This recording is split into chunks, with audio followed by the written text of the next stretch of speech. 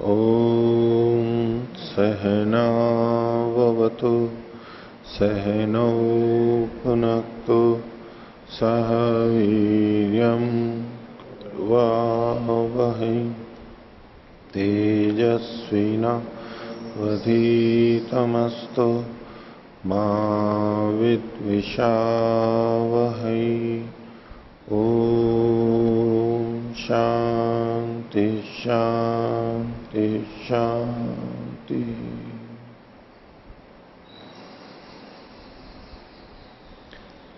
मीमांसा दर्शन की 361वीं कक्षा। मीमांसा दर्शन के 9वें अध्याय का द्वितीय पाद हम देख रहे हैं और उसके 8वें अधिकरण के दो तरह के अर्थ हमने पीछे देख लिए थे। पिछले पाठ में से किन्हीं को पूछना है तो आगे का देखिए। पृष्ठ संख्या 2485। अथवा करके इसी अधिकरण की दूसरे ढंग से व्याख्या है, वही सूत्र यहां पर भी लगेंगे। शीर्षक है ऋग यजुर मंत्राणाम तान स्वरेण कर्मणि प्रयोगाधिकरणम। ऋग यजुर मंत्र, ऋग्वेद के और यजुर्वेद के जो मंत्र हैं उनका कर्म में, कर्मकांड में जब उनका उच्चारण होता है क्रिया में, तो उनको किस तरह से बोलना चाहिए। उन्होंने कहा कि तान स्वरेण, तान स्वर से इनको बोलना चाहिए। तो तान का मतलब तान करके जो बोलते हैं ना, खींच के, जिसको हम दूर से बुलाते समय करते हैं। दूर से बुलाते समय किसी को पुकारते हैं दूर से, तो कैसे बोलते हैं हम, उसको तान स्वर कहते हैं। इसको एक श्रुति से जोड़ के भी कहते हैं। एक श्रुति दूरात संबुद्धौ, दूर से बुलाने में एक श्रुति। युधिष्ठिर जी ने यहां तान स्वर का मतलब एक श्रुति ही किया है, एक श्रुति में वो तान स्वर कहा। यद्यपि उसके भी और भेद किए जाते हैं, मंद्र, मध्यम और तारक। मंद्र मतलब तान के भी 3 भेद है। मंत्र मतलब नीचे, बोल तो वही रहे संबोधन, लेकिन स्वर की दृष्टि से नीचा स्वर है। फिर एक मध्यम है उसी का, और एक है तारक, ऊपर ध्वनि के भेद से ये अंतर आता है। वो भी 3 तरह से किया जाता है, लेकिन ये तान स्वर। वहां पर भी जैसे कहा कि एक श्रुति दूरात संबुद्धौ, और यज्ञ कर्मणि अजप न्यूख सामसु। जप, न्यूख और साम को छोड़ करके यज्ञ कर्म में एक श्रुति होती है। वहां साम को भी छुड़वाया गया है। तो यहां भी इन्होंने ऋक और यजु की चर्चा की है, साम को यहां पर नहीं लिया है। साम का जैसा भी गान होता है वो होता ही है। तो भाष्य देखिए, एवं वा यह केचित त्रैस्वर्येण अधीयते, इसमें अधीयन्ते लिखा है, न को काट दीजिए। कुछ लोग 3 स्वर से पढ़ते हैं, बोलते हैं, 3 स्वर से उच्चारण करते हैं। केचित चातुस्वर्येण, कुछ 4 स्वर से उच्चारण करते हैं इनका। तो पूर्व पक्षी कहा य इमे चातुस्वरेण अधीयते किम ते, ये तू की जगह ते कर लीजिए। किम ते उदात्तानुदात स्वरितेभ्यो अधिकम अपरम स्वरम कुर्वन्ति। प्रश्न कर रहा है ये, प्रश्नवाचक लगा सकते हैं पूर्ण विराम की जगह पे। तो कुछ तो 3 स्वर से करते हैं, कुछ 4 से करते हैं। तो 3 स्वर तो प्रसिद्ध हैं, उदात्त, अनुदात्त और स्वरित। वो पाणिनि के अनुसार हम देख सकते हैं, उच्चैरुदात्त, नीचैरनुदात्त और समाहार स्वरित। तो उदात्त, अनुदात्त और स्वरित से, तो पूर्व पक्षी पूछता है कि जो 4 करते हैं वो उदात्त, अनुदात्त, स्वरित से अधिक कोई और स्वर को भी करते हैं 3 से अतिरिक्त, तभी तो 4 बनेगा। तो इस पर सिद्धांत कह रहा है नेत्याह, नहीं, तेषाम अपि एते एव स्वरा, ये अन्येषाम। स्वर तो उनके भी यही होते हैं, यही 3 होते हैं, उदात्त, अनुदात्त, स्वरित। जो अन्यों के होते हैं। तो फिर जब चार नहीं होते तो इनको चतुस्वर वाला क्यों बोलते हैं? जो अन्यों के होते हैं वही इनके होते हैं। तो पूर्व पक्षी पूछता है किन्नो कुर्बंती, फिर वो करते क्या है वहां पर, ये चौथा आता कहां से? तो उसका उत्तर सिद्धांति दे रहा है, एकम स्वरांतरम उत्क्रम्य अधीयते।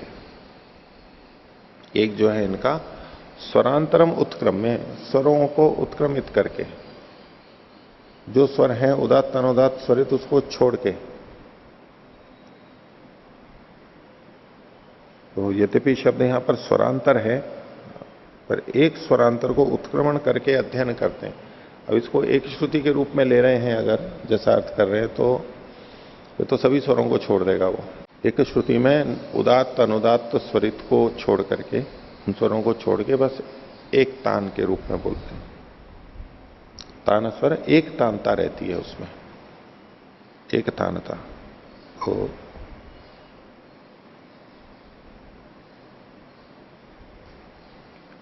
तो एकम स्वरांतरम उत्क्रम्य अधीयते।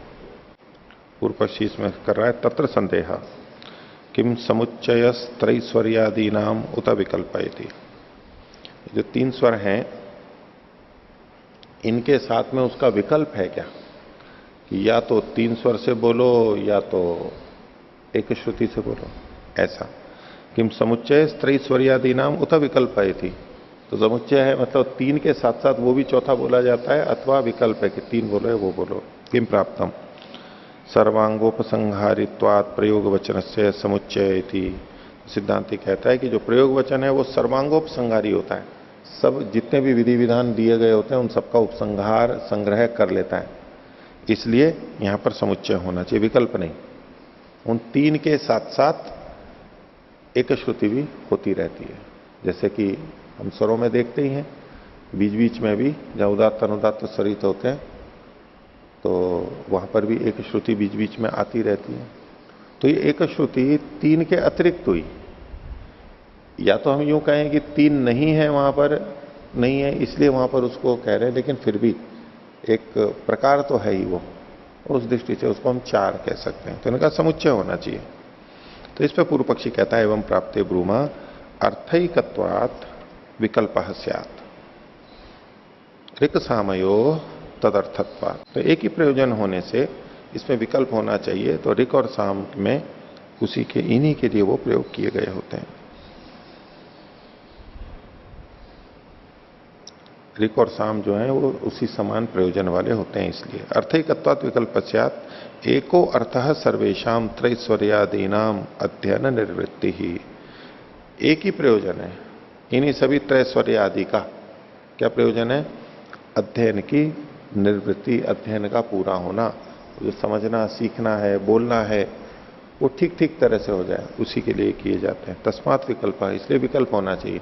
तो या तो एक श्रुति से बोलो और या तो तीन स्वर से बोलो, ये एक बात है। तो कई जने कहते हैं कि यज्ञ कर्म में तो एक श्रुति ही होती है, अथवा यूं कहते हैं भाई यजुर्वेद में नित्य एक श्रुति होती है।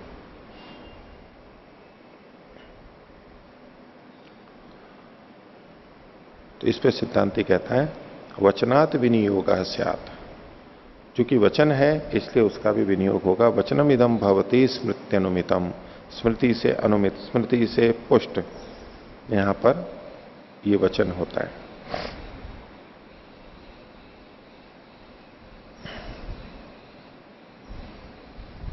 नीचे युधिष्ठिर जी ने लिखा भी है, वो श्रुति का अनुमित क्या है, तो यच कर्मणे जपन्युक्त सामसु, ये तो इसको श्रुति कह रहे हैं। नहीं, ये स्मृति, स्मृति से अनुमित है ये तो स्मृति है। अष्टाध्यायी के सूत्र भी स्मृति कहलाते हैं और इनसे अनुमत है। और फिर आगे इन्होंने लिखा है कि व्याकरण स्मृत्यनुमितम इत्यर्थः, व्याकरण की स्मृति से अनुमित है, अनुमित है, उससे उसके अनुसार है। और तान इति च पूर्वाचार्याणाम एक श्रुते है संज्ञा, पूर्वाचार्य एक श्रुति को तान शब्द से कहते थे। तो वचनम इदम भवति स्मृत्यनुमितम तानो यज्ञ कर्मणि इति, यज्ञ कर्म में तान स्वर होना चाहिए। अब ये स्मृति से अनुमित है, स्मृति से सम्मत है, अनुकूल है, क्योंकि पाणिनि के सूत्र के अनुरूप ही ये कथन है, तानो यज्ञ कर्मणि। तस्मात् तानेन प्रयोग कर्तव्य, तान से प्रयोग करना चाहिए वहां पर। इस पर पूर्व पक्षी कहता है अथ त्रैस्वर्यादि नाम किमर्थम समाम नानम इति, फिर त्रैस्वर्य का वहां पर कथन क्यों किया गया है? तो सिद्धांति कह रहा है उच्यते अर्थावबोधनार्थम भविष्यति, वो अर्थ के बोध के लिए हो जाएगा, क्योंकि उन मंत्रों पर भी स्वरों के चिन्ह तो लगे हुए हैं, स्वर का प्रयोग तो वहां पर भी माना गया है। तो जब स्वर वहां लिखे हुए हैं, बताए गए हैं, तो यज्ञ कर्म में आप तान स्वर से एक श्रुति ले रहे हो तो वहां पढ़ना व्यर्थ हो रहा है। तो उसके लिए उत्तर दिया कि अर्थ के अवबोध के लिए यह होगा। ये बहुत प्रचलित भी है कि स्वरों के आधार पर हम अर्थ में सहायता प्राप्त करते हैं, समास आदि की दृष्टि से, संधि की दृष्टि से, प्रधानता की दृष्टि से किसकी प्रधानता है। तो ये सब हम समास में भी पूर्व पद प्रधान, उत्तर पद प्रधान, अन्य पद प्रधान, और इन सब का भी तो एकदम सब जगह तो आवश्यक नहीं कि निर्णय हो ही जाता है, लेकिन फिर भी अनेक स्थलों पर स्वर के आधार पर निर्णय हो जाता है। तो वहां जो स्वर पढ़े गए वो व्यर्थ नहीं है। इस दृष्टि से इन्होंने कहा कि अर्थावबोधनार्थम भविष्यति, वहां चरितार्थ हो जाएंगे। अगर और कोई प्रयोजन नहीं होता तब तो यज्ञ कर्म में भी इनको सस्वर ही बोलना होता। कई जनों का आग्रह होता है ना कि यज्ञ में सस्वर बोलना चाहिए, बिना स्वर के बोलेंगे तो वेद मंत्र मंत्र ही नहीं है, फिर तो बिना स्वर के बोलेंगे तो वो बोलने वाले की हत्या कर देगा, नाश कर देगा। मंत्र को वर्ण और स्वर से हीन जब बोला जाएगा तो वो हानि करेगा, ये जो एक बात आती है। तो युधिष्ठिर जी ने इस पर लिखा भी है कि ये कोई आवश्यक बात नहीं है, लेकिन यह है कि एक श्रुति बोलनी है तो एक श्रुति से ही फिर बोलना चाहिए। कई बार अपने यहां पर जैसे मंत्र बोले जाते हैं, अलग अलग जगह पे अपने अपने ढंग से बोलते हैं, कहते हैं कि बिना स्वर के बोलते हैं। स्वर वो तो खैर वर्ण का उच्चारण भी अशुद्ध होता रहता है, वो एक अलग बात है, और धुन और स्वर ऊंचा नीचा वो तो अपनी मनमर्जी से चलता रहता है, हर जगह अलग अलग, सबकी अपनी अपनी बन जाती है, वो ठीक नहीं है। सस्वर बोलते हैं तो सब एक जैसे होते हैं, तो इसकी अपेक्षा सस्वर को ठीक मानते हैं। तब युधिष्ठिर जी ने ये लिखा कि भाई इसकी आवश्यकता नहीं है, पाणिनि के अनुसार भी, और यहां तो एक श्रुति होगी। विभाषा छंदसी, विभाषा छंदसी लगा लो, पर विभाषा छंदसी कहां कहां पर लगेगा उसमें भी कुछ व्यवस्थित होना चाहिए। मेरे को जहां तक ध्यान आ रहा है तो ठीक है, दोनों है, मान लीजिए दोनों है, तो ऐसा करके फिर ये छूट ले लेते हैं कि बिना स्वर के भी बोला जा सकता है। लेकिन बिना स्वर के बोला जा रहा है तो बिना स्वर का जो है वो कैसा होना चाहिए? वो फिर एक श्रुति होनी चाहिए। बिना स्वर का मतलब ये नहीं है कि कुछ भी किसी भी तरह से बोल लो, दो ही तो विकल्प हुए, या तो सस्वर बोलो और या एक श्रुति से बोलो। अब एक श्रुति से बोलना भी कठिन है, सीधे सपाट बोलते चले जाओ, अग्निमीले पुरोहितम यज्ञ से देव मृत्युजम होतारम रत्नदातमम, ऊंचा नीचा नहीं जाएगा, ऊंचा नीचा नहीं होगा उसमें कुछ। पूर्व स्व तत्सवितुर्वरेण्यम भर्गो देवस्य धीमहि धियो यो न प्रचोदयात्, ऐसे। एक श्रुति मतलब फिर आपका ऊंचा नीचा उदात्त अनुदात स्वरित कुछ नहीं आना चाहिए। तो स्वर नहीं है इस पक्ष में, स्वर आवश्यक नहीं है, विकल्प वैकल्पिक है। ये करके कैसा भी बोले वो फिर ले लेते हैं, तो वो फिर विचार नहीं हो जाता है। या तो एक श्रुति से बोलो और या फिर उदात्त अनुदात स्वरित से बोलो। तो यहां फिर इनका ये रहा कि यज्ञ में तान स्वर से बोलना चाहिए। हाँ, ये यज्ञ कर्मणि मतलब सभी में, याग आदि में, या केवल जो हम अग्निहोत्र करते हैं उसके विषय में? ये केवल जो अग्निहोत्र करते हैं उसके विषय में, या जो सोम याग आदि होता है? सभी में लग गया ना, ये तो सभी में, ये सब में लग जाएगा। सामान्य रूप से कथन किया है इन्होंने। देखिए हमने देखा वहां पर वो सस्वर भी बोलते हैं, आजकल तो सस्वर, दक्षिण में तो सस्वर ही चलता है, सस्वर ही बोलते हैं, तो ठीक है, वो भी एक तरीका है, उस तरह भी बोलते हैं। वो अपनी उसी तरह रक्षा करना चाहते हैं, स्वर सहित इस दौरान प्रयोग होता रहेगा। पर जो नियमित करते हैं, प्रतिदिन करने हैं, वहां पर सस्वर करें नहीं करें। अब सस्वर में भी गले से नहीं हो सकता तो वो हाथ से करने लगे।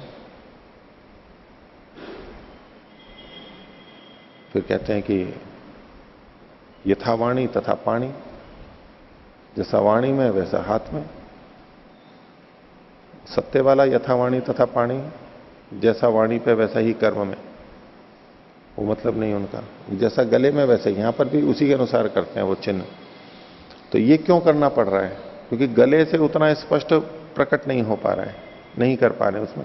यदि इसमें अच्छी तरह से करें तो गले से ही सारा पता लग जाता है उदात्त अनुदात्त स्वरित का अभ्यास हो। और वो तेजी से करते हैं, हल्का करते हैं तो उतना पता नहीं लगता। तो अस्पष्ट ना रहे, स्पष्ट रहे, उसके लिए फिर हाथ के चिन्ह वहां पर साथ में जोड़ दिए उन्होंने। आगे देखिए, नवा अधिकरण, योनि सामन उत्तरावर्ण वशेन उत्तरयोर ऋचोर गानाधिकरणम। साम के गान के संदर्भ में यह अधिकरण है।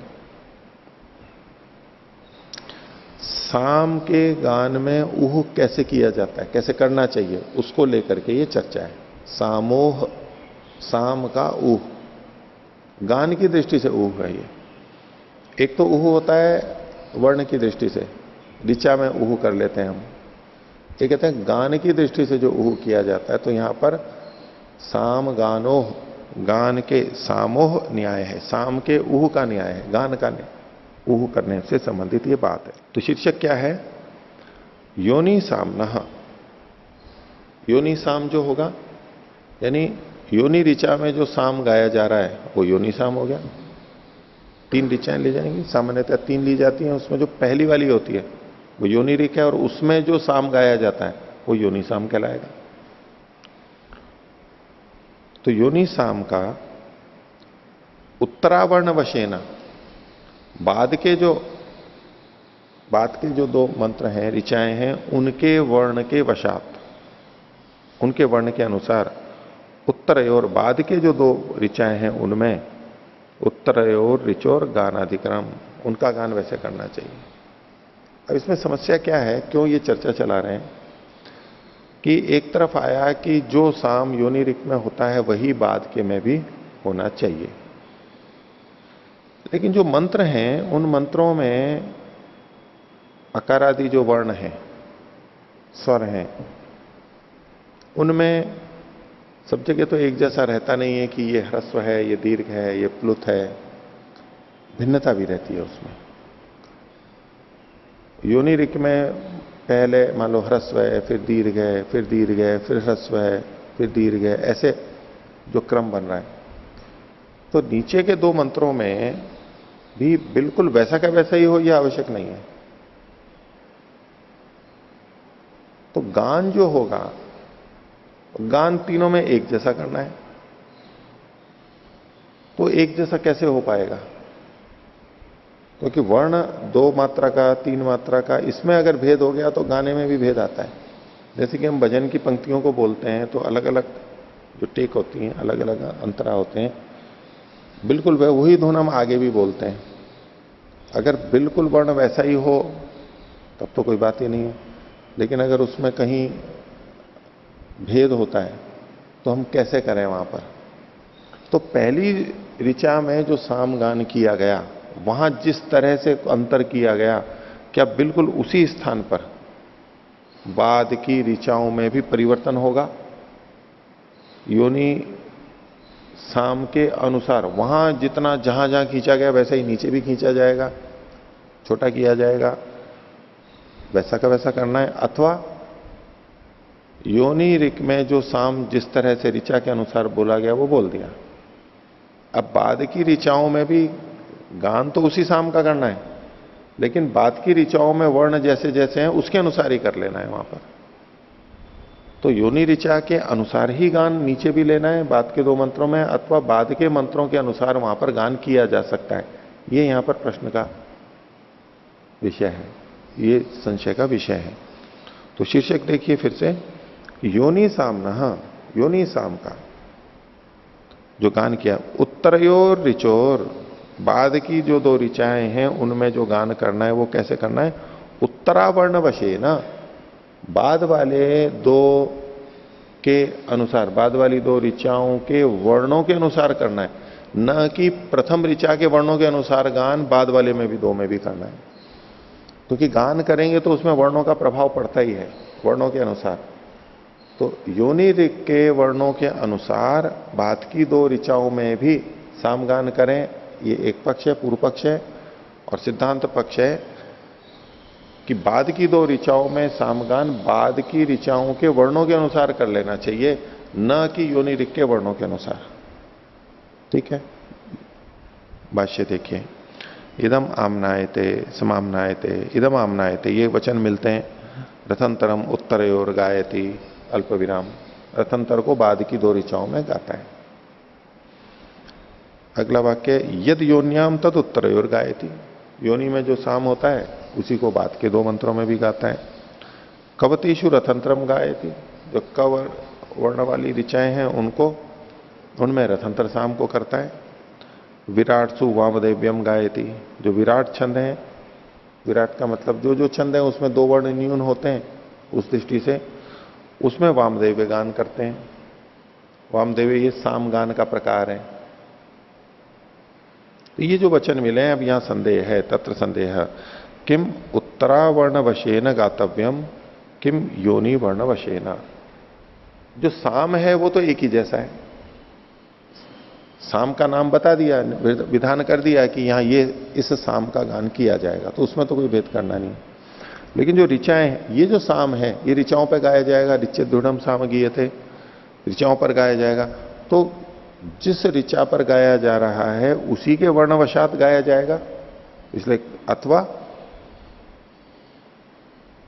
अपने अपने अनुसार गाया जाएगा। तो पहला पक्ष बनेगा किम उत्तरावर्ण वशेन गातव्यम, क्योंकि योनि ऋक् का गान तो वैसा का वैसा ही होगा, और जो बाद की दो ऋचाएं हैं उनमें गान बाद की दो ऋचाओं के वर्णवशात ही गाया जाएगा। ये वे पहला पक्ष है, किम उत्तरावर्ण वशेन गातव्यम।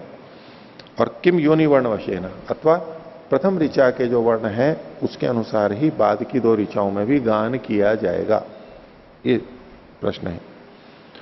तो इसमें स्पष्टता के लिए पूछ रहा है कि कथम उत्तरावर्ण वशेन गीतम भवती कथम वा योनि वर्ण वशेन। इसका मतलब क्या हुआ कि बाद के दो मंत्रों के वर्णवशात वर्ण के अनुरूप गीत हो रहा है या योनि वर्ण के अनुरूप हो रहा है, इसका मतलब क्या है। तो वो बता रहा है, उच्चते किंचित उदाहरणम गृहीत्वा व्याख्यास्याम, थोड़ा उदाहरण लेना पड़ेगा तो इसको समझाएंगे, ऐसे बात समझ में नहीं आएगी। तो कहते हैं यदा तावत, तो एक वचन मिल रहा है इसमें, वृद्धम तालव्यम आई भवती। जो वृद्ध तालव्य है, वृद्ध तालव्य मतलब जो तालव्य वर्ण वृद्धि को प्राप्त हो गया है। एक तो है कि वृद्धिर्यस्या चामादिस्तद वृद्धम, वो एक वृद्ध संज्ञा अलग हो गई। यहां वृद्ध का मतलब है जिसकी वृद्धि की गई है।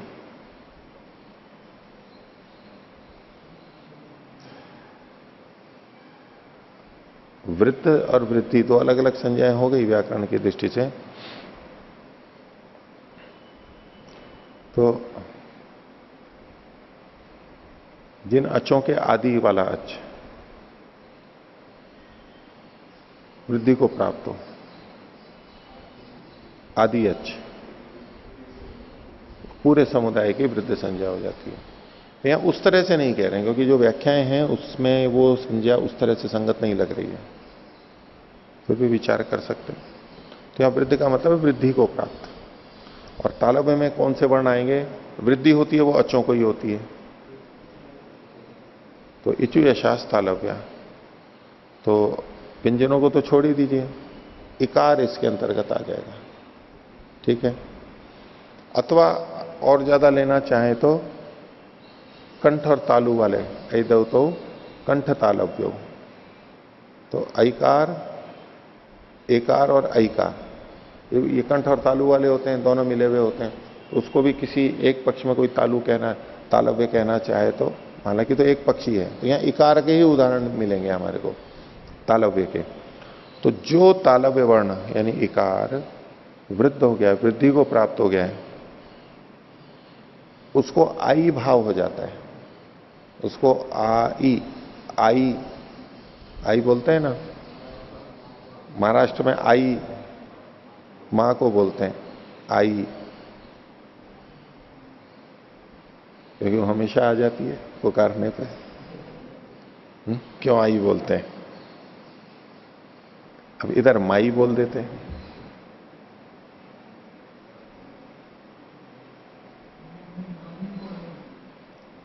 उड़ीसा में नानी को आई बोलते हैं? अच्छा, तो माँ से ज्यादा होती है ना वो तो। माँ फिर भी थोड़ी उपेक्षा करते हैं, नानी नहीं करेगी। वो बेटी की बेटी हो जाती है, तो दो बेटी हो गई उसमें। एक तो बेटी, बेटी के प्रति जो प्रेम होता है, और बेटी की भी बेटी, तो एक बेटी पना और आ गया उसमें, दो हो गए ना। राग अधिक हो जाएगा ना? नहीं, करेला और नीम चढ़ा, तो उसमें और ज्यादा हो गया, तो वो और आई है, जो भी है। तो आई, ये इसको भाव हो जाता है, उसकी जगह पे आई बोला जाएगा। अगर उसको वृद्धि कर दें, ई को वृद्धि कर दें, तो क्या होगा? ई को वृद्धि करेंगे तो आई हो जाएगा। ठीक है, वृद्धि राधिच, तो आई है। संधि कर दी तो वहां पर आई है, तो आई ने बोल करके वहां पर आई बोलेंगे। भाई आई को भी हम कैसे बोलते हैं? वैसे तो हम संयुक्त अक्षर संधि अक्षर बोलते हैं, वो मिला हुआ है, लेकिन उसमें उच्चारणों को अपने को देखो बोलते हैं ए तो चलो, आई जब बोलते हैं वो अ और ई बोलते हैं, अ और ई बोलते हैं, मतलब अह्रस्व बोलते हैं, और ई को ह्रस्व या दीर्घ बोल देते हैं, जैसा भी आई आई आई, ऐसा तो नहीं करते हैं, सामान्यतः हम आई बोलते हैं। तो उसमें आई, आ भी दीर्घ और ई भी दीर्घ। तो वृद्धम तालव्यम आई भवती, वृद्ध तालव्य जो होता है, जिसको वृद्धि प्राप्त है, उसकी जगह पे आई इस शब्द का प्रयोग किया जाता है। एक नियम बना रखा है गान के समय। इति आगे कहते हैं योनौ यस्मिन भागे आई भाव कृतः तस्मिन्नेव भागे उत्तरासु आई भाव क्रियते। ये वो प्रसंग है जो योनि वर्णवशात गान में भेद होगा बाद की दो ऋचाओं में। तो मान लीजिए योनि ऋक में पांचवें वर्ण में आई भाव हुआ, वहां ह्रस्व को दीर्घ हुआ था और वहां पर आई भाव हो गया तालव्य को। तो उत्तर वाली दो ऋचाओं में भी पांचवां वर्ण जहां पर आएगा अच्छ, वहां पर आई कर देंगे। जैसे योनि ऋक में ए या तो आई, ए के भी उदाहरण दे रहे हैं, उसमें आई हो जाएगा या आई होगा, आई हो जाएगा, ए में आई हो जाएगा, आई में आई हो जाएगा, ऐसा कुछ होगा। तो आगे तो अ और ई के उदाहरण है, ए और ई के। तो खैर आई भाव हो या जो भी भाव हो, जो परिवर्तन हुआ, मान लो पांचवां वर्ण आई का हुआ है, तो जिस समय आई किया तो आई किसी वर्ण को हटा करके किया था उसकी जगह पे, अर्थात जब ई को वृद्धि करके आई हो गई थी, तो आई को हटा करके आई की जगह पे आई किया गया है। मान लो वो पांचवां वर्ण है। अब बात की दो ऋचाओं में भी पांचवें वर्ण के स्थान पर जो भी है, वहां पर जो भी है वो वृद्धि को प्राप्त है, वो आवश्यक नहीं, कोई भी वर्ण है, वहां पर भी आई भाव आ जाएगा, ताकि धुन को वहां ऊपर गान को जहां योनि ऋक में जिस तरह से गाया गया था पांचवी जगह पे, पांचवें वर्ण की जगह पे, ऐसा ही यहां पर भी हो जाएगा, तो गान एक जैसा होगा। तो उत्तर ऋचाओं में भी आई भाव वहां होगा, और वहां जो वर्ण था वो हट जाएगा, उसकी जगह आई आ जाएगा। तो इसी को इन्होंने कहा कि योनौ यस्मिन भागे भागा आई भाव कृतः, जिस भाग में आई भाव किया था, तस्मिन एव भागे, उसी भाग में, मतलब पांचवां है तो पांचवें की जगह, आठवां है तो आठवें की जगह पे क्रमशः वो स्थान माना जाएगा। उसी भाग में तस्मिन एव भागे उत्तरासु आई भाव क्रियते ततो योनि वर्णवशेन गीतम भवती। इसको योनि वर्णवशात गीत को गाना कहते हैं, क्योंकि योनि में जिस वर्ण में आई भाव किया गया था, जिस स्थान पर, जिस भाग में, उसी में उत्तर में किया गया। योनि वर्णवशात गान हुआ, ये उत्तर वर्णवशात नहीं किया, उत्तरा वर्णवशात नहीं किया। ये एक बात हो गई। अब कहते हैं अतः भागांतरे वृद्धम तालव्यम दृष्टवा आई भाव क्रियते। अगर दूसरे भाग में, दूसरा भाग का मतलब है कि योनि ऋक में मान लो 5वें पे आई भाव किया, तो उत्तर ऋचाओं में दूसरा, तीसरा, छठा, 10वां कहीं भी, यानी 5वें को छोड़ करके जिस जगह पर योनि ऋक में आई भाव किया था उस भाग को छोड़ करके जो बाकी के हैं वो भागांतर के नाम से कह रहे हैं। वहां स्वतः उसके चूंकि तालव्य वृद्धि को प्राप्त था इसलिए उसको आई भाव प्राप्त हो रहा है, योनि ऋक के नहीं। तो एक दृष्टि तो क्या हो गई कि जहां भी, चाहे वो कौन सा भी वर्ण हो आगे पीछे, जहां भी तालव्य को वृद्धि हुई है वहां पर उसको आई भाव हो जाएगा। एक है कि प्रकृति में जहां पर योनि ऋक में जहां पर है उसी जगह पे होगा, ये अंतर पड़ रहा है। तो कहीं भी हो जाए ये भागांतर में होगा। भागांतरे अथ भागांतरे वृद्धम तालव्यम दृष्टवा आई भाव क्रियते तथा उत्तरावर्ण वशेन गीतम भवती। तो इसको कहते हैं उत्तर ऋचाओं के वर्णवशात गीत हो रहा है। तो दोनों में से कौन सा करना चाहिए, ये यहां विचार का प्रश्न है। इसमें तो यहां पर अभी दोनों बता दिए, ऐसा होगा तो ये होगा, ऐसा होगा तो ये होगा। इस पे पूर्व पक्षी कहता है साम प्रदेशे विकार तदपेक्षा स्यात् शास्त्र कृतत्वात्। बोले साम के प्रदेश में जो विकार होता है, जो अंतर होता है, वो तदपेक्षा, तत्का मतलब है योनि ऋक की अपेक्षा से होना चाहिए। क्यों? शास्त्र कृतत्वात्, क्योंकि शास्त्र का वचन ऐसा ही है।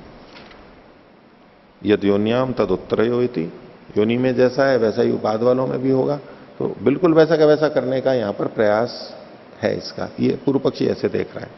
भाष्य देखिए, किम पुनरत्र कर्तव्य में इसको चाहे तो ऊपर ले सकते हैं, नहीं तो इन्होंने यहां नीचे दिया। ये सिद्धांत कह रहा है फिर यहां करना क्या चाहिए, दो बातें तो बता दी। पूर्व पक्षी कह रहा है योनि वर्ण वशेन इति, ये इसका सिद्धांत पक्ष है, योनि वर्ण के समान होना चाहिए। कथम? तो उसको खोल रहे हैं, यावती भागे एकारस्य योनौ आई भाव कृतः, जितने भाग में, जौन से जिस भाग में एकार का योनि में आई भाव किया गया था, तत्र विचारयाम, उस विषय में यहां पर विचार करते हैं। अब यहां पर एकारस्य लिखा है इन्होंने, वैसे तो एकार तो वृद्धि होती नहीं है, पर इन्होंने एकार है। अब या तो एकार ये आई को कहना चाहते हैं, लेकिन आई भाव की तो बात कर रहे हैं। अब या तो एकार से जाति सामान्य से ये आई को बोलना चाह रहे हो, या तो यहां आई शब्द आए, आई भाव तो आई का होगा क्योंकि आई ही वृद्धि को प्राप्त है।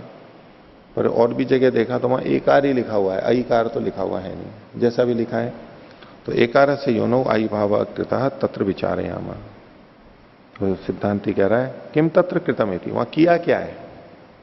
तो पूर्व पक्षी कह रहा है एकारो नोच्चारिता। पहली बात तो वहां पर एकार का उच्चारण नहीं किया। अभी इसको आई ले लीजिए आप, चाहे आई कार का तो उच्चारण नहीं किया। हाँ, इसमें सामगान का मान सकते कि एकार ही है और वहां पे सामगान के अंदर आई एकार को ही करते होंगे, ऐसा? एकार को आई भाव करते होंगे, एकार को आई भाव करते हैं, लेकिन ये वृद्ध तो नहीं है ना, वृद्धि तो को तो प्राप्त नहीं है। दीर्घ तो है, ए जो है वो दीर्घ में आता है? ए और आई दोनों दीर्घ वर्ण माने जाते हैं, उस दृष्टि से वृद्ध कहते होंगे। दो अच की दृष्टि से, हाँ, दो अच की दृष्टि से कह रहे हो ना, ह्रस्व दीर्घ और प्लुत। आप दीर्घ कहना चाह रहे हो ना? हाँ जी। वृद्ध मतलब आप दीर्घ कहना चाह रहे हो। हाँ, दीर्घ तो हो जाएंगे, ठीक है, दीर्घ तो हो जाएंगे ये। तो चलो एक ये लिखा है इन्होंने, एक को ही मान करके चलते हैं हम। तो किम तत्र कृतम, तो बोले एकारो नोच्चारिता। पहली बात तो एकार का उच्चारण नहीं किया। दूसरा इकार अकारौ आगमितौ इति। अब देखो यहां पर भी इकार और अकार है। अब इकार है, अब यहां पर आई भाव अगर कहो या तो ईकार होना चाहिए था, या तो ह्रस्व लिखा हुआ है, और इकार आकारौ। अब ये आकार है या आकार है, इसमें तो कोई हम निर्णय नहीं कर सकते, लेकिन इकार से तो पता लग रहा है कि ये ह्रस्व कर रहे हैं। और हिंदी में भी इन्होंने लिखा है आकार ही लिखा है, ई और अ। तो या तो ए की जगह पे अ ई और आई की जगह पे आ ई, ऐसा करेंगे जो भी है। लेकिन एक परिवर्तन बता रहे हैं कि जैसे योनि ऋक में किया, वो पूरी संगति तो स्पष्ट नहीं हो रही है, पर अंतर ये जो कर रहे हैं, जिस तरह लिख रहे हैं वैसे ही देखते हैं। तो एकारो नोच्चारित है, पहला हुआ क्या कि जो एकार था उसका उच्चारण नहीं हुआ और इकार और अकार का आगमन किया गया, इकार और अकार वहां से लेकर के आए गए। एवं चेत उत्तरासु अपि तावती एवं भागे यो वर्ण, और ऐसा है तो उत्तरासु अपि, बाद की जो दो ऋचाएं हैं उनमें भी तावत्येव भागे, उसी भाग में, उसी क्रम, उसी स्थान पर, उसी भाग में यो वर्ण, जो वर्ण है, जो मतलब कोई सा भी वर्ण है, वही आवश्यक नहीं कि ए ही हो, आई हो, कुछ नहीं, कोई भी वर्ण है वहां पर, यो वर्ण स न उच्चारितव्य है। पहली बात तो वो उच्चारित नहीं किया जाएगा, जैसे यहां पर एकार का उच्चारण नहीं किया गया, और दूसरा इकार अकारौ आगमितव्यो इति, जैसे यहां इकार और अकार का आगमन किया गया ऐसे वो भी वहां पर आ जाएंगे, ये किया जाएगा। एवं इस प्रकार से करने पर यद योन्याम तद उत्तरयोर गीतम भवति, जैसा गीत योनि में था वैसा ही बाद के दो ऋचाओं में भी होगा, ये वाक्य संगत हो जाता है। तस्मात योनि वर्ण वशेन गातव्यमिति, तो उत्तर वाला पक्ष लिया इन्होंने, योनि वर्ण वशात इसको करना चाहिए।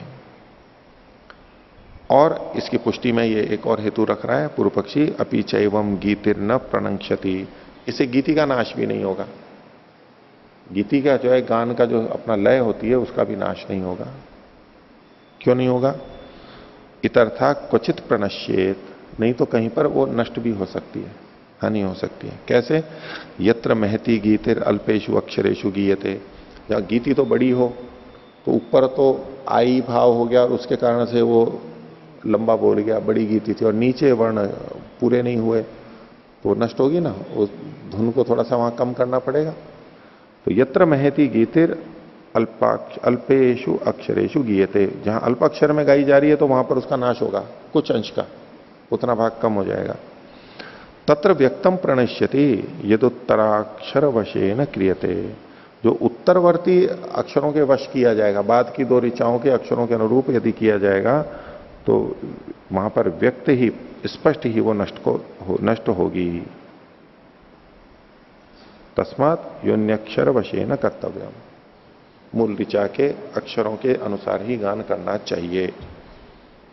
पूर्व पक्षी बोल रहा है ये, आगे कह रहा है अपि च क्वचित क्रम उपरुध्यते, और कहीं कहीं पर क्रम भी का उपरोध भी हो जाता है उत्तरवर्ती ऋचाओं में। यथा क्रमे आई भाव भाग वर्ण अल्प विराम, जहां पर यत्र अक्रम है, यत्राक्रमे, जहां अक्रम में बिना क्रम के ही आई भाव वाला वर्ण हो जाए, अक्रम में, योनि में जहां पर था उससे भिन्न किसी अक्रम में आई भाव को कोई वर्ण प्राप्त हो जाता है तो वहां पर क्रम बाधित हो जाएगा। क्योंकि जब योनि ऋक के अनुसार नहीं करेंगे तो बाद की दो ऋचाओं में जहां जहां पर वृद्ध होगा वहां आई भाव करेंगे दूसरी जगह पे, तो वो क्रम भिन्न होगा, यहां ना करके दूसरी जगह करेंगे। आर्षम च क्वचित उपरुध्यते, इससे आर्ष मतलब तो वो जो मूल पाठ है वो कहीं कहीं बाधित होगा। यत्र प्राकृत आगमो नैवम क्रियते, और जहां पर प्राकृत आगम इस प्रकार नहीं किया जाता है, प्रकृति में जैसा है वैसा आगम, आगम मतलब यहां वो अतिदेश करते हैं, यहां पर आई भाव जो है ना वो उसी को अतिदेश को ही आगम के नाम से ये बोल रहे हैं। ये जो आगम किया जाता है, पीछे आगम ही कहा था पूर्व पक्षी ने, उसकी एकार को हटा दिया और ई को उसकी जगह पे लेके आते हैं। तो जहां पर ये नहीं करते हैं, तत्र स्वाध्याय काले गाने न च कर्म कालम गानम अविरुद्धम कर्तव्यम, तो उसमें क्या करना था, कर्म काल वाला जो गान है वो स्वाध्याय काल के गान के साथ में अविरुद्ध होना चाहिए। स्वाध्याय काल में जिस तरह से किया गया पढ़ते समय वैसा ही कर्म काल में भी होना चाहिए, उससे अविरुद्ध होना चाहिए, समान होना चाहिए। तस्मात योन्यक्षर वशेन कर्तव्यमिति, तो योनि वर्ण के वशात ही ये होना चाहिए। आगे, क्योंकि जो साम गाया जा रहा है, पढ़ते समय जो गाया जा रहा है, तो जिस ऋचा पे गाया जा रहा है बस वैसा ही वो होगा। अब अन्य ऋचाओं पे जाएगा, भेद करेगा तो अंतर पड़ जाएगा। तो स्वाध्याय काल में तो अभ्यास के लिए मान लो गा लिया, अब कर्म काल में मंत्र दूसरा है कोई सा भी, वहां पर उसको गाना है तो वो उसमें विरुद्ध हो जाएगा, भिन्न हो जाएगा। तो जब योनि ऋक वर्ण के अनुसार होगा तो वहां पर अभेद रहेगा। तस्मात् योन्यक्षर वशेन कर्तव्यमिति। आगे साम प्रदेशे विकार आई भावाती। ये साम प्रदेशे विकार है, ये सूत्र का अंश है। सूत्र में प्रारंभ में जो कहा ना साम प्रदेशे विकार, तो यहां पर ये विकार शब्द को खोल रहे हैं। विकार को शब्द को खोल दिया। आई भावादि, आई भावादि जो भी होते हैं और भी कुछ जो मिलते हैं जो बनते हैं वो सब ये विकार के नाम से कहे गए हैं। तो विकार को ही खोला इन्होंने आई भावादि। फिर लिखा है तदपेक्षो योन्यपेक्षा। ये तदपेक्षो, तदपेक्षा ये भी सूत्र का अंश है। तो इसमें तत् को खोलते हुए इन्होंने कह दिया, तो तदपेक्षो को ही खोला योन्यपेक्षा, योनि की अपेक्षा वाला, जैसा योनि में है वैसा ही। एतत् शास्त्रेण कृतम, और सूत्र में जो लिखा था शास्त्रकृतत्वात्, तो शास्त्रकृत है तो क्या है शास्त्रकृत? तो बोले देखो शास्त्रकृत ये है, एतत् शास्त्रकृतम यद योन्याम तद उत्तरयो इति। जो योनि में है साम वही ऋचाओं बात की में भी होगा। तो यावती साम भागे योनौ आई भाव कृतः तावती एवं उत्तरासु कर्तव्य है। तो साम का जो जिस साम के भाग में योनि में आई भाव किया गया, साम के जिस भाग में आई भाव किया गया, वैसे तो आई भाव किया जाएगा मंत्र में, लेकिन जिस समय आई भाव किया उस समय साम का जो भाग था उसी भाग के समय में उत्तर ऋचाओं में भी आई भाव कर लेना चाहिए। तो यावती साम भागे योनो आई भाव कृतस् तावती एवं उत्तरासु कर्तव्य थी। ये पूर्व पक्ष होगा। अब जैसे इसमें उदाहरण के लिए समझें कि अभित्वा शुर नो नुम। अब इसमें हम वर्णों को देखेंगे तो अभित्वा में पहले अ है ह्रस्व, फिर भी में ई ह्रस्व है, फिर त्वा में आ है, अभित्वा अ ई आ। अब यहां इसमें ये रथंतर गान है, पीछे आया था रथंतर है, और साथ में यहां पर का कवतीषु रथंतरम गायति, कवतियों में भी रथंतर गाते हैं। तो कवती का एक उदाहरण ले लिया हमने, कया नश्चित्र आभुवधूति, कया निश्चित्र। अब कया निश्चित्र में क्या होगा? क का अ है, या का आ है, और निश्चित्र में न में आ है। तो इसको अभित्वा की दृष्टि से हम देखेंगे, तीन वर्णों को एक बार देख लीजिए। तो अभित्वा में अ तो ह्रस्व है और कया में भी क ह्रस्व है, कोई बात नहीं है। लेकिन भी का, अभित्वा में भी का ई ह्रस्व है, लेकिन कया में या का आ है, ये दो मात्रा का है। तो गान जब करेंगे वहां तो एक मात्रा का रहेगा या दो मात्रा का रहेगा, तो फिर कैसे करेंगे?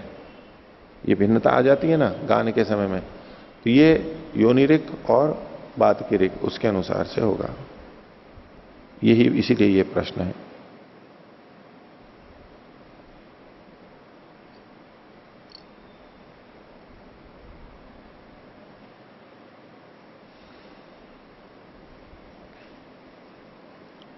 ये जो सारा अंतर करते हैं, ये जहां पर प्रगृह्य संज्ञा होती है वहां नहीं करते हैं, ये प्रकृति भाव होता है वहां। तो प्रगृह्य संज्ञा में पाणिनि के नियम के अनुसार वहां तो प्रकृति भाव हो जाता है।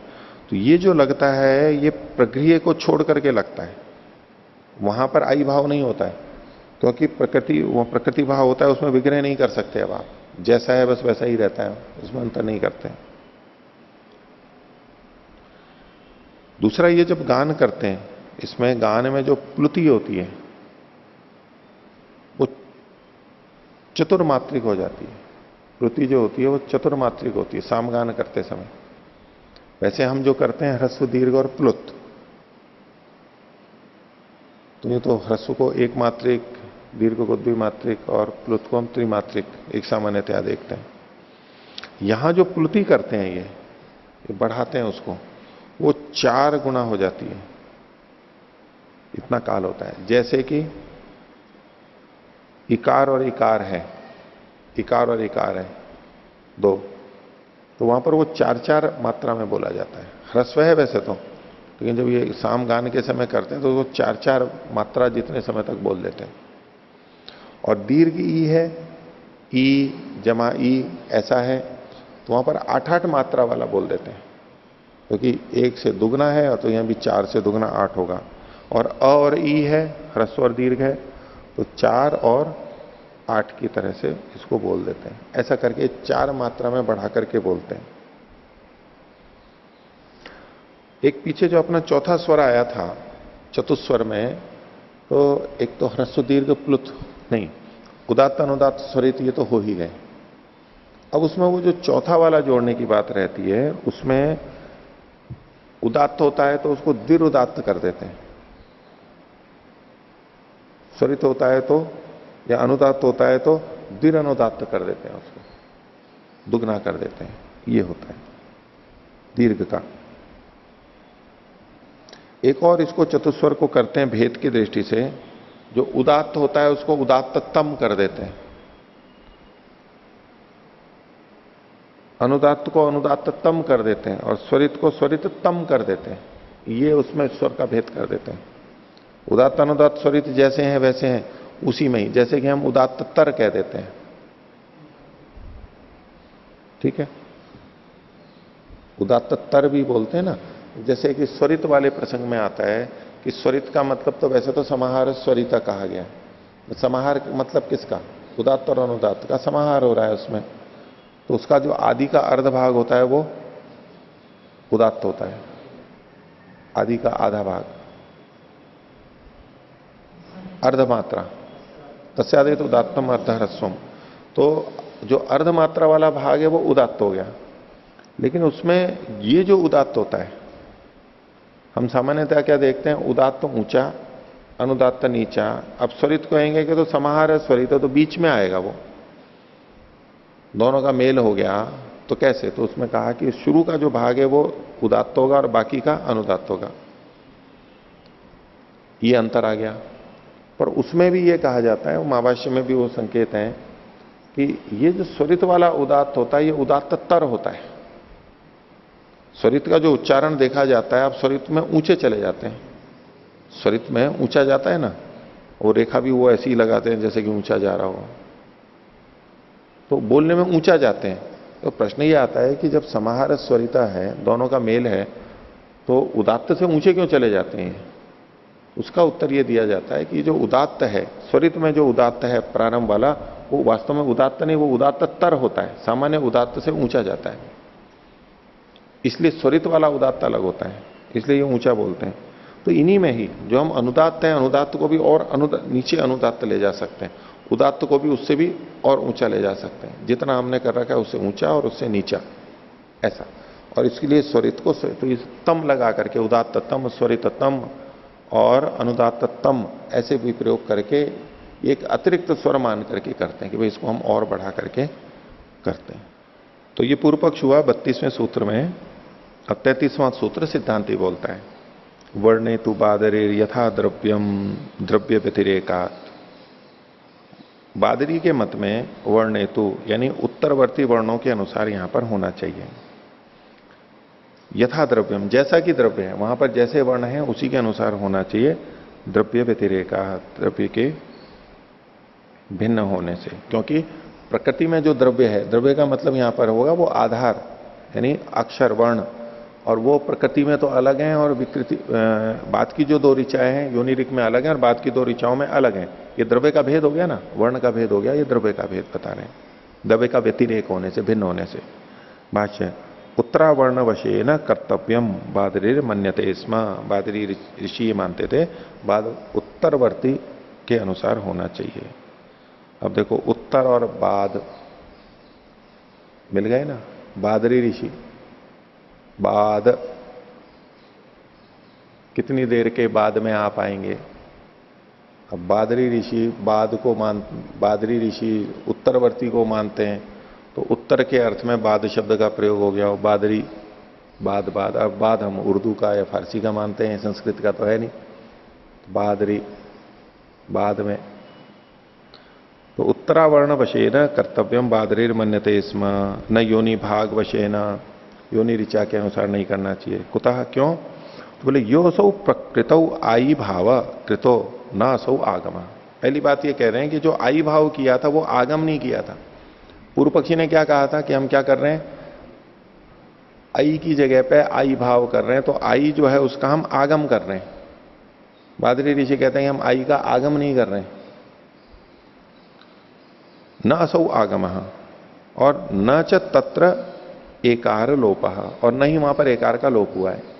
पूर्व पक्षी ने कहा था एकार का तो लोप कर देते हैं और उसकी जगह आई भाव, उस आई का आगम कर लेते हैं। बोले ना तो आई का आगम किया ना एकार का लोप किया है। तो पूर्व पूछा था किम तरही, फिर करते क्या है? बोले एकार का क्या होता है? बोले एकार क्या है? किम तरही एकारो नाम, तो बोले अवर्णम इवर्णम च। एकार है क्या? अवर्ण और इवर्ण ही तो है।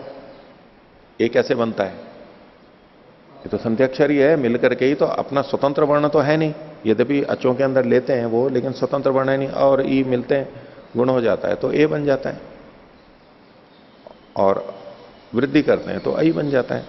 तो बोले कि ये क्या है? अवर्णम इवर्णम च, अवर्णम संवृतम और इवर्णम विवृतम। तो अवर्ण तो संवृत होता है कंठ उसका, और उस समय, और इवर्ण का विपरीत होता है। उभय पीछे दीर्घ है, और दोनों ही यहां पर दीर्घ होते हैं। यानी अ और ई था, उसको आई भाव किया तो आ और ई। तो जो अ और ई थे संवृत और विपरीत, उन दोनों को दीर्घ कर दिया। अ की जगह आ, ह्रस्वीकार की जगह दीर्घिकार किया गया, बस। ताभ्याम असाधुभ्याम संध्यक्षरम साधु जन्यते। ये इनके असाधु के द्वारा, वहां वो साधु के रूप में नहीं रहते, तो जो संध्यक्षर है वो साधु वहां पर उत्पन्न किया जाता है। संधि में क्या किया जाता है? इनमें मान लो अकार और इकार में मिलकर के ए बना हुआ है वहां पर, तो ये संध्याक्षर है। तो जो अ और ई थे वो असाधु थे, उस तरह से नहीं बोला जाता है। जब ए कर दिया तो वो साधु अक्षर हो गया, उचित हो गया। तत्र प्रकृतौ अकारेकारौ विश्लेषितौ। तो यहां पर हमने किया क्या है? जो प्रकृत जो अकार और इकार थे उनको यहां पर विश्लेषित कर दिया। न आयुर्वा क्या है? न अपूर्वागमित। ये अपूर्व और आगमित नहीं है कि नए आए हों और आगम कर लिया गया हो। बोले जब हमने आई भाव किया तो जो ए था, ए को हमने विश्लेषित किया है, बस। ए गया भी नहीं है, ए हट गया और ई आ गए, ऐसा नहीं है। जो ए था उसको हमने विश्लेषित कर दिया, क्योंकि ए जो है वो संध्याक्षर है, जुड़ा हुआ है। ए को हमने और ई में बदला है और उसको दीर्घ कर दिया है, आई। तो ये अपूर्व और आगमित नहीं है, पहले से थे वहां पर, वहीं के वहीं है। गुणस्तु तयो कश्चित अपूर्व कृतः। हाँ, उसमें कोई गुण तो हमने विशिष्ट कर दिया है। गुण क्या है? ह्रस्व और जो दीर्घ है ये गुण है उसके, तो हमने ह्रस्व की जगह दीर्घ कर दिया, बाकी वर्ण तो वही है। कुछ केवल अपूर्व किया, यानी दीर्घ किया। सर्वत्रात्र प्रमाणम प्रत्यक्षम। तो ऐसे जहां जहां भी होता है इसमें ये प्रत्यक्ष प्रमाण है, हम ऐसा ही करते हैं। तद्यत्र तावती भागे अन्यो वर्ण भवति वर्णो भवति न संध्याक्षरम। तो उतनी उसी भाग में अन्य वर्ण हो जाता है, न कि संध्याक्षर। तत्र हाँ, इसको जो कहेंगे ना, ये जो कह रहे हैं तद्यत्र तावती भागे अन्यो वर्णो भवति, ये बाद की ऋचाओं के बारे में कह रहे हैं। प्रकृति में तो क्या दिखा दिया सिद्धांति ने? एकार को विश्लेषित किया और उसमें कुछ अंतर कर दिया, उसको दीर्घ कर दिया हमने।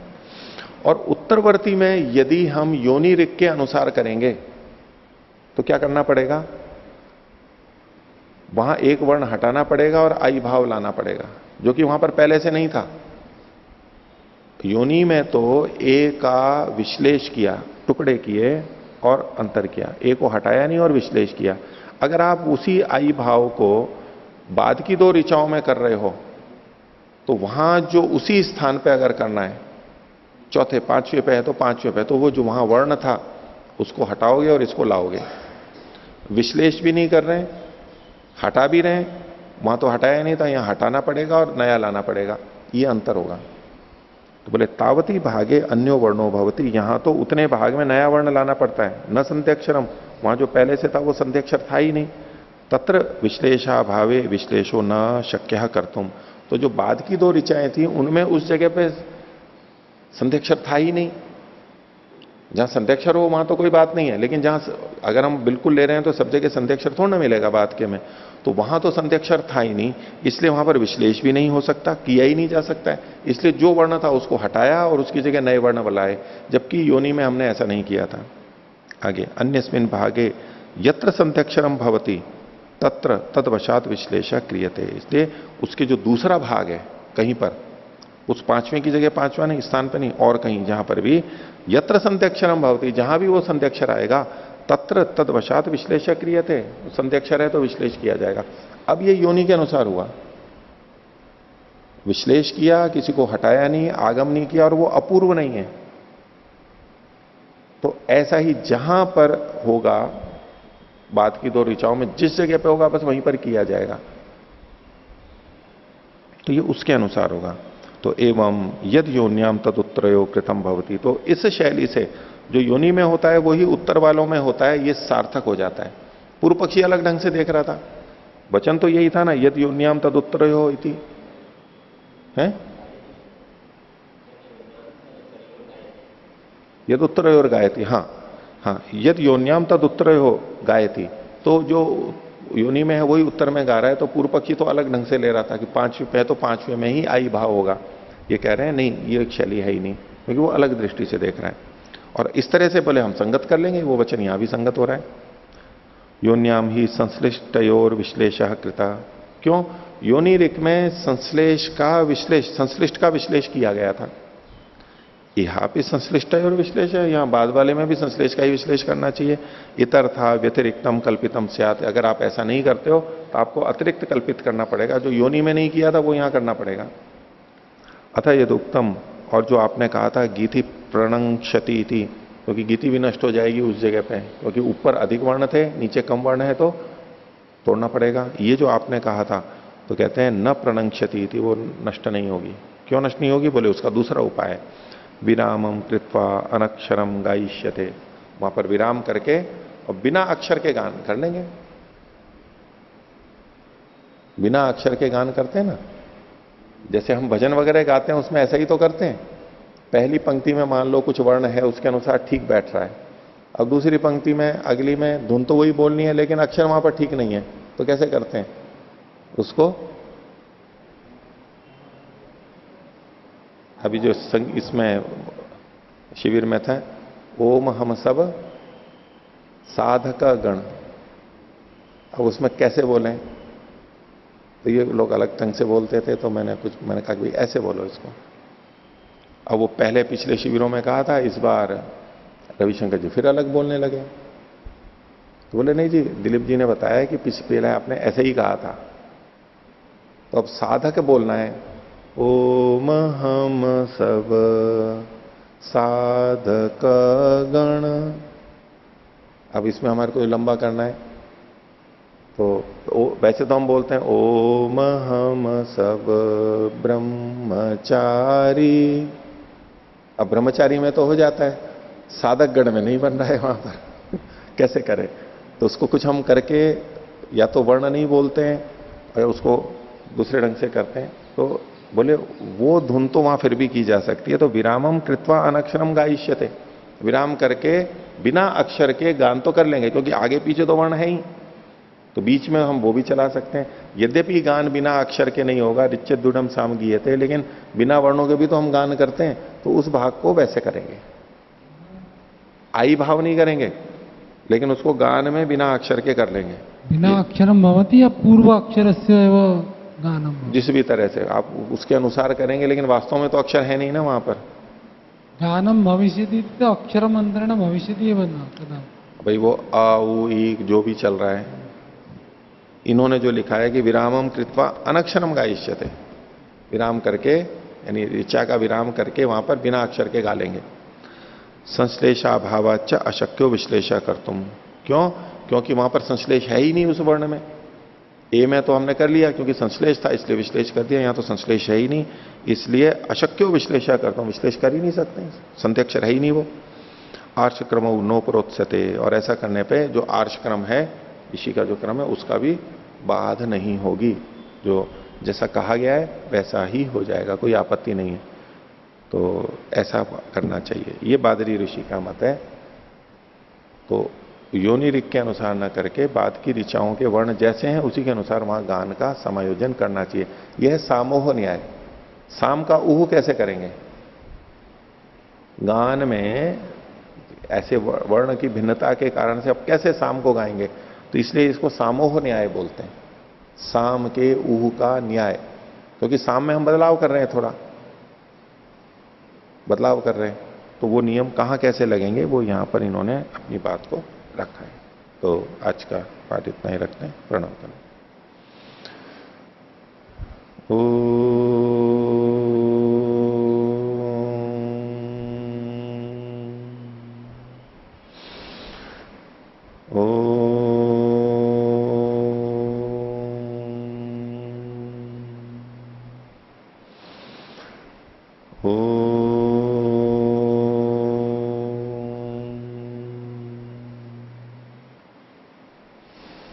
सभी को सदर्भिवादन। ओम शांति।